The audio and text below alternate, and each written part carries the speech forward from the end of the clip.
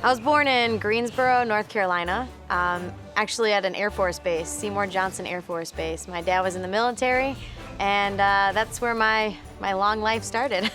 So I was born and raised here in Florida in this beautiful state, and so I've always called it home and love my fellow citizens here. You know, I was kind of the typical American kid, and the pets I had growing up were some house cats, you know, a dog. I had everything I could catch as a pet. I had turtles, I had frogs, I had snakes, I had lizards. And a rat, actually. I had a rat, too. And then we also had some of the normal stuff, dogs, cats, hamsters. I was one of those kids growing up that always knew I wanted to work with animals. I just had no idea that it was gonna be wrestling gators.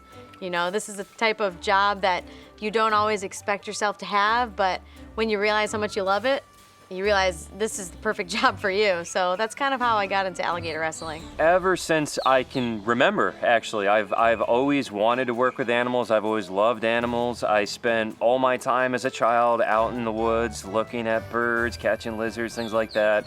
And when everybody asks, well, what do you want to do when you grow up? I always said, well, I want to work with animals. And so I'm very happy to have found that line of work in some capacity here.